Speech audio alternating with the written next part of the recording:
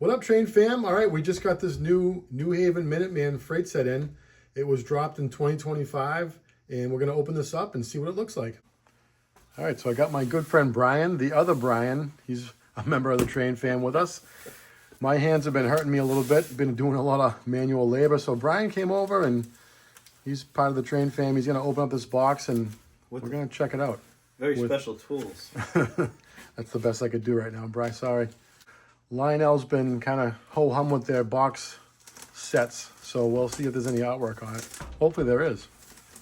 All right, so it looks like we got some artwork there. That's pretty cool. All right, so we got the set out of the box, and it's all unwrapped. Let's go over a little bit what it says in the box there, Brian. What's it say on the bottom? What the set includes? Includes? Yep. Legacy, USRA, Light, Mountain. There you go. State of Maine, insulated boxcar. I think that might be the other one. Back here. There you go, yeah. They're not in order. Yeah, it's Lionel for you. Yeah. AC, 2 covered hopper. Yep. And then a freight car with sounds. There you That's go. going to be that one there. Yeah. So I was under the impression that the State of Maine car was a hot box reefer, but it doesn't say it there, so you never know. Maybe it is. Maybe sometimes Lionel does like those little hidden things. And then it says track not included in set. So even though it shows the track in the box, it's not there. But I mean, this is a good looking box. It's probably one of the better looking Lionel set boxes I've seen. I love the logo in the middle. And of course, up the top there, you've got, it says Legacy Rail Sounds, the LVC, which means you can talk to the train and make it go. I don't really use that, but it's a cool feature. You got the Lionel control system, which is Legacy. And of course, it's 14 and up. So any kids that are 14 and lower, sorry, you can't play with this one. All right, what else are we missing there, Brian? It has a caboose, but it doesn't say it has a caboose. So maybe no caboose? Maybe there's no caboose. We will we will find out. Inquiring minds want to know. It's tight. Until we get to the trains. So we get that box off. And, ooh, there we go. State of Maine. Okay, there's a reefer. There's a boxcar. Yep. Freight Sounds. Great sounds. Does that box say anything on it? Anything special? State of Maine, operating couplers, 31 minimum radius. Nothing else, boys and girls. We've got a cold box reefer. Well, That's a good thing. We keep the railroad going, right? it is a caboose. That would make the full set. Yes. We didn't get tracked, but we did get a caboose. All right, that's fine. And there's the, what is it? The AC2, is it, Hopper? Yep. All right. So inside the sealed box is the engine. Yeah, let's get to that.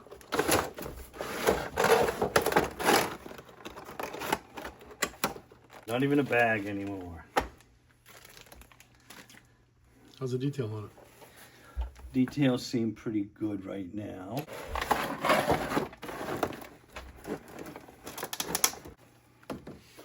And I was still kind of hoping that maybe it was a hot box reefer, but judging by not having any center rail pickup, it's definitely not. So No. that's all right. I mean, Detail is still just molded in. yeah, molded in details. Got the, that's kind of weird how it has the, It's got door sliders, but no doors that slide, it looks like.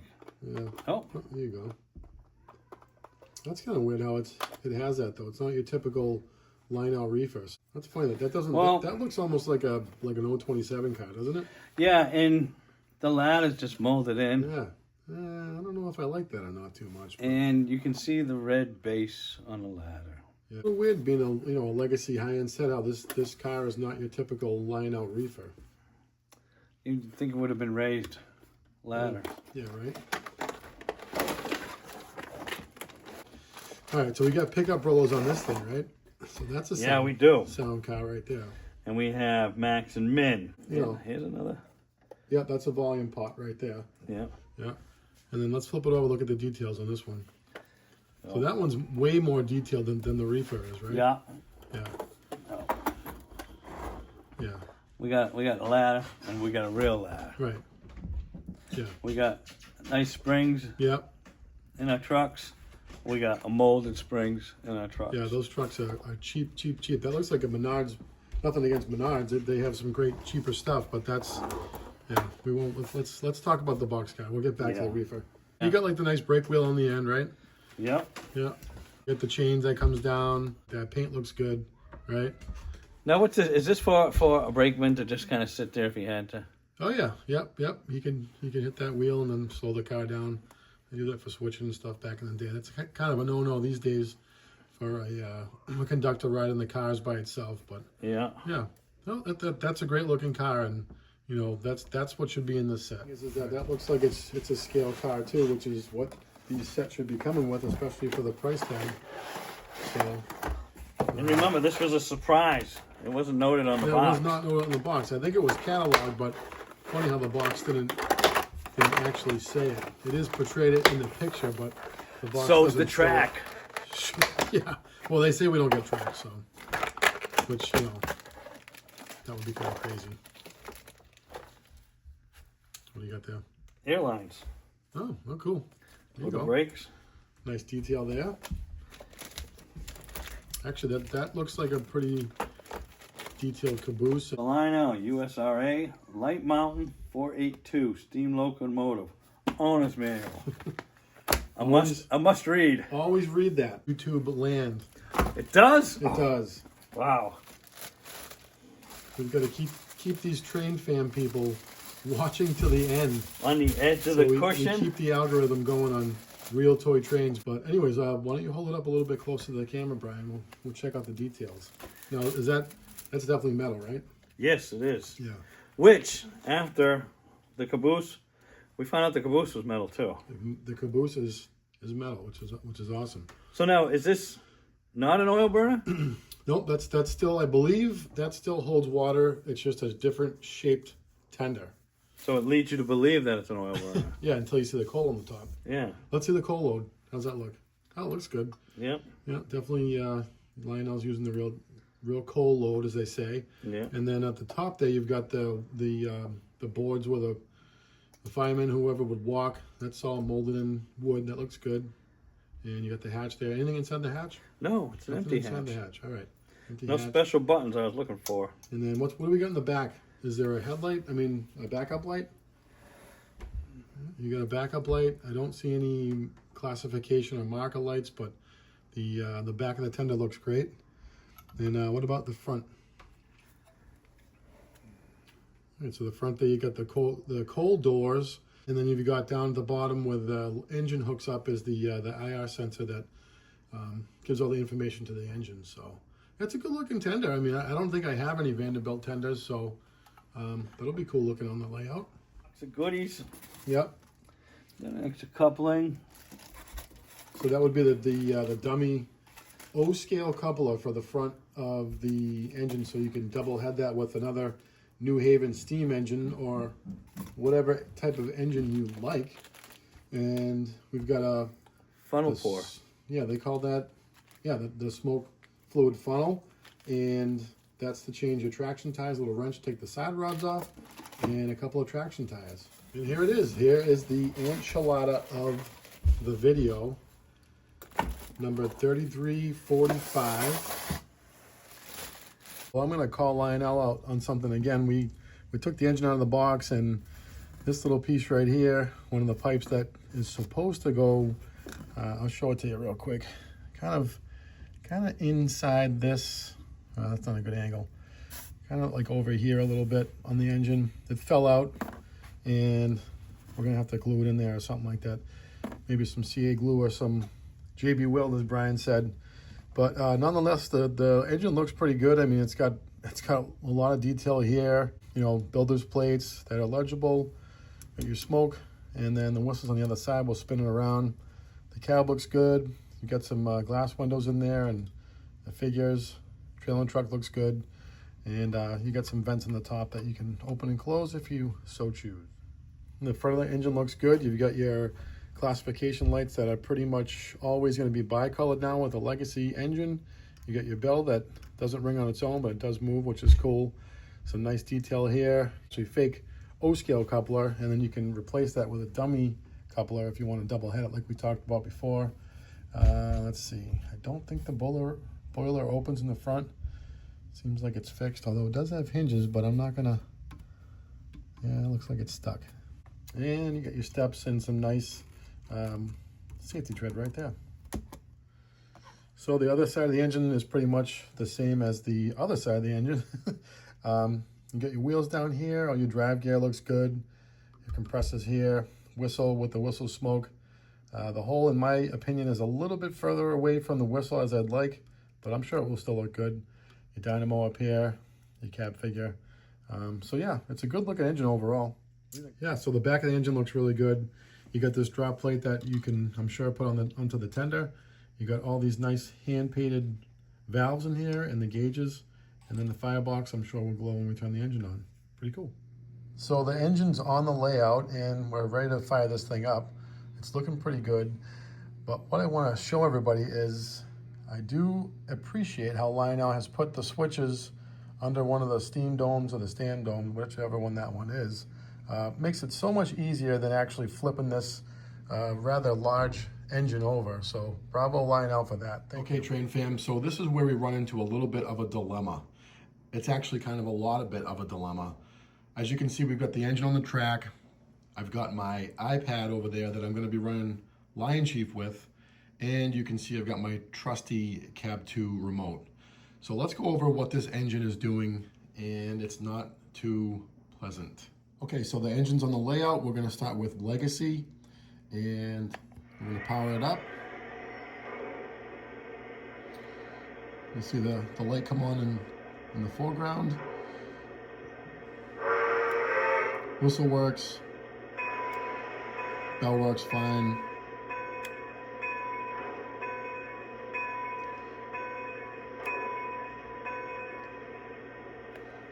And you'll see as we give it some throttle what happens.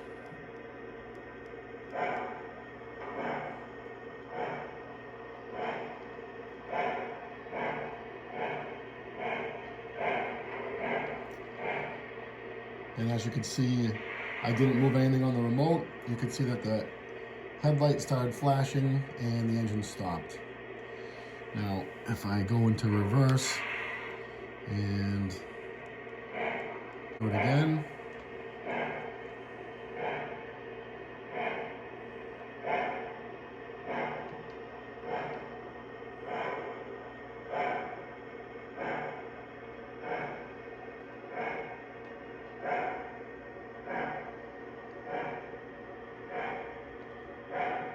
starting to do it now.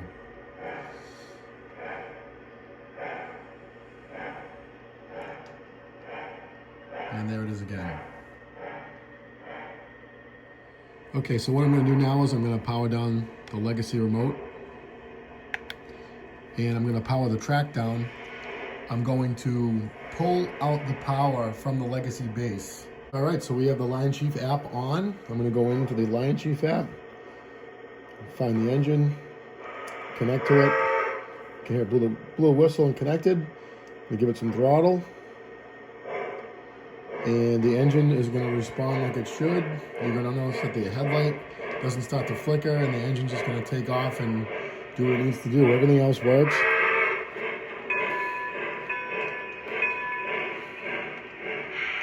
Back it up. You're going to see as it hits the corner, it's not going to disconnect. I know some people are probably thinking, well, the corner's messing with the little IR down the bottom, but that's definitely not the case. As you can see, it's making that corner just fine. We're going to bring it back around now. And you can see it's running totally fine. So there's definitely some kind of a connection issue when we're using Legacy. But yeah, I mean, it's running great on Lion Chief. All right, we're gonna go back to Legacy, turn the engine on, give it some throttle. You can see on the Lion Chief app, it's disconnected, and there's the engine doing its signal problem again. There it is, comes to a stop. All right, now here's something that I noticed. My buddy Nick, PGH Train Fanatic, he told me to try this. And if you hover your hand over the engine, it never loses signal. So check this out.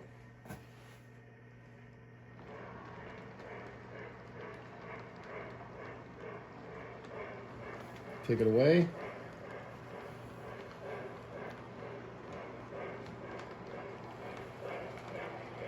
We'll try it again.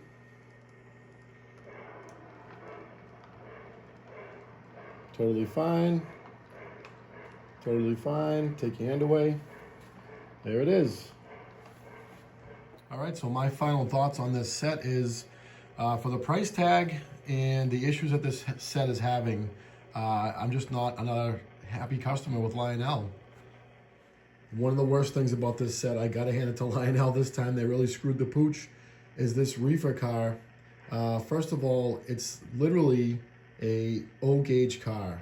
There's no details, there's nothing about this car that is saying high-end Legacy or high-end Lionel at all. It's very cheap, it's very plasticky, it's light, there's no details at all. Honestly, Lionel should have just put in one of these reefers right here. I'll roll it right over. You can find these reefers on eBay, on the used market. They're, you know, rather cheap, and they're beautiful. They have molded in details. They have so many separately applied details. The doors open. You've got the ladders over here that are separately applied. They've also got some brass details on them. So, I mean, it's rolling away. You can see how well they roll, okay? You bring the other reefer car back in, it's just, it's terrible. It is the worst thing I've ever seen. I can't believe they actually put this into a high-end Legacy set. Shame on Lionel. It's tough to see, but this walkway on the top is just molded plastic. It's just, it looks terrible. You can see the door rail is just, you know, stuck on plastic. The paint's terrible. Look at the red popping through there on the little handle. And then over there on the stairs, the paint is god awful. It's terrible.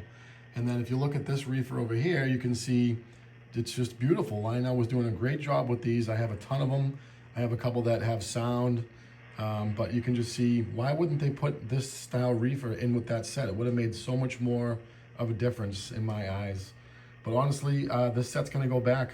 It's too bad. It really is. Here's a look at the underside of this car right here.